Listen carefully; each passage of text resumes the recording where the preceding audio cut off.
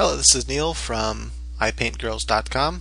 Check out the website for more free tutorials, and also it's the easiest place to get all the parts for this tutorial and all the other tutorials. Now what I did is I added two extra layers here, one below my shading layers, and let's see here, this one. And that's a leather texture that I imported. And how I got it to fit in the things is really simple. So you import the texture, and then you go to color select like you normally would to select the weapons as we're coloring them. You go up to this layer here, turn it on, then go to select color range, select that color, and then that brings the ants around it or the marquee around the thing, and then you go to the layer that has your texture that you imported, you just file open and paste it in here, and then you copy it. Hit Control C P, Control C V, excuse me, and then so copy and paste it, and then bam. Or you could then inverse the selection and then hit delete, and then what you'll be left with is the texture just in this area.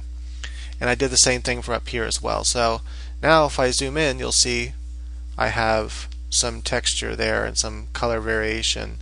I kept it under the shadows because I wanted some of that purple to still be there without it taking the color away. And then I have a layer on top of my shadow layers, as you can see here, and that I painted with my chalk brush with on light. It's on overlay. The layer's on overlay, so is my other textures on overlay. And then I used my chalk paintbrush on like orange and just kind of hit it a few times, add a little bit more texture. And then I'm going to go up here to this texture or this area. I'm going to bring my select color range back up again, make sure I have that color range. Okay, and then I'm on this layer, so let's see here. Pick that orange color I was using before, or one of these kind of orangey colors. And actually I want it much lighter than this. I gotta be careful with this one just to hit it a few times to add the texture to it. I think I might add too much of that color, so I'll add this kind of pink maybe, and actually I'm gonna just go back, then try just adding this color for the texture. That's not bright enough. I'll try this one.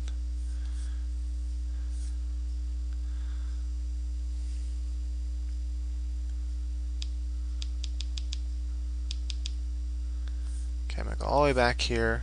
There we go. Just a little bit. I don't need much texture.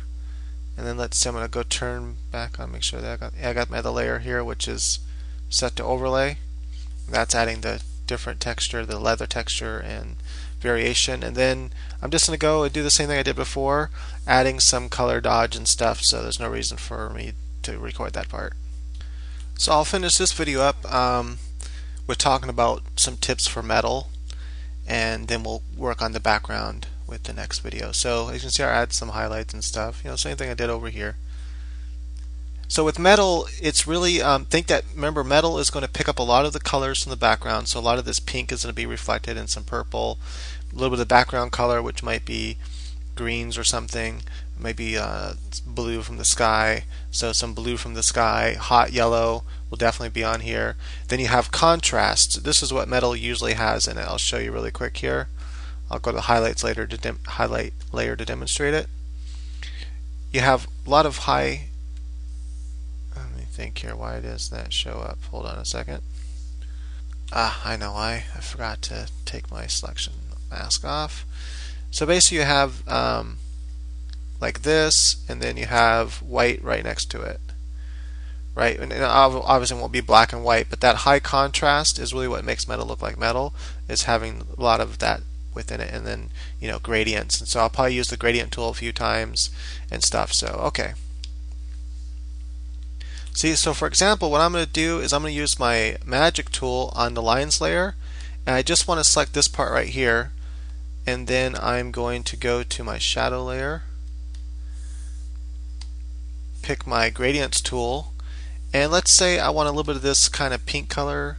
No, actually, wouldn't be. Mainly, it's going to be orange. Maybe. Let me think.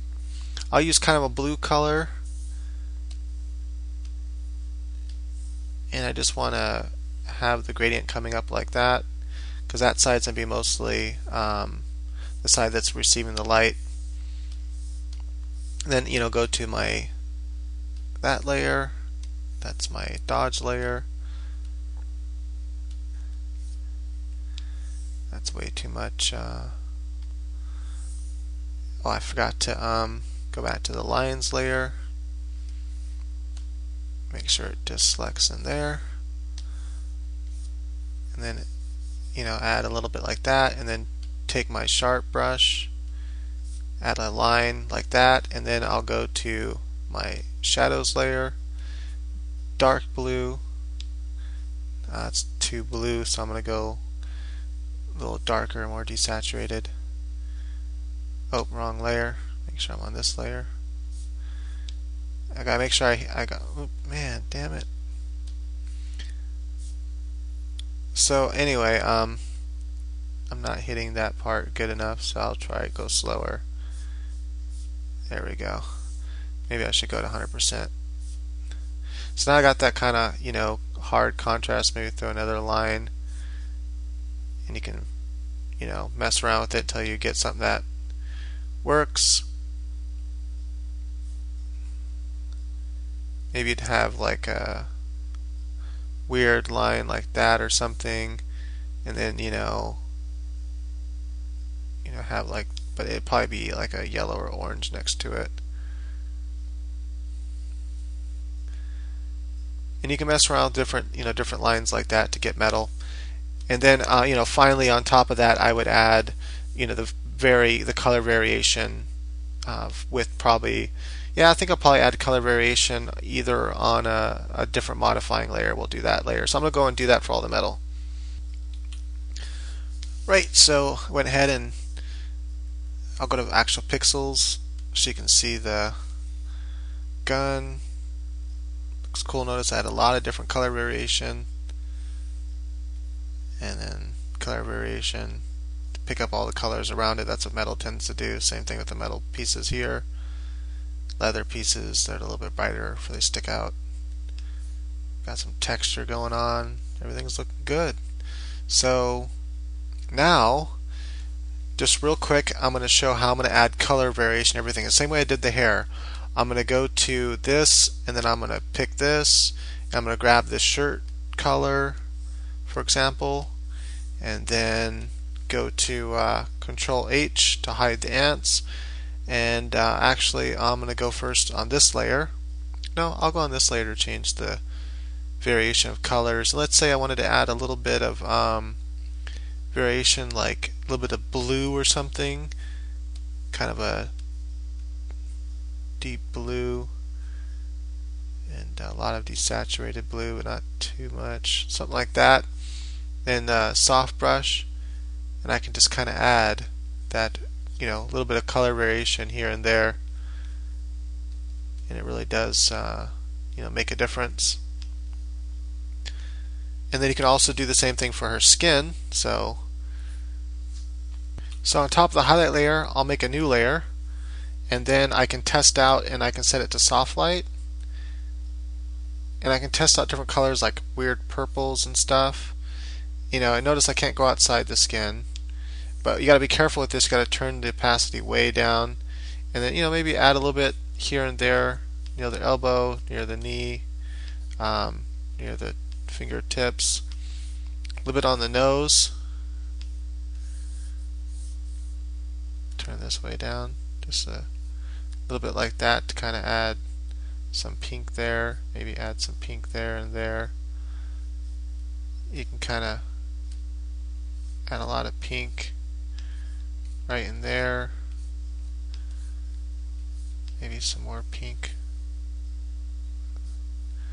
So anyway, you can just go and add little color variations here and there. Even if you wanted to, you could even take like blue, and knowing that the bottom of the face is where typically would be more cool, There might be a little bit of blue, so this is kind of just cools down that part of the face, adds a little color variation. You can add yellow to the top, but it's already got it. So I think that's it. Now back. Alright, and I'll be posting the final size, the final version. So I'll try to do sort of a big size for download and then a good size for viewing on my gallery. Okay, thanks.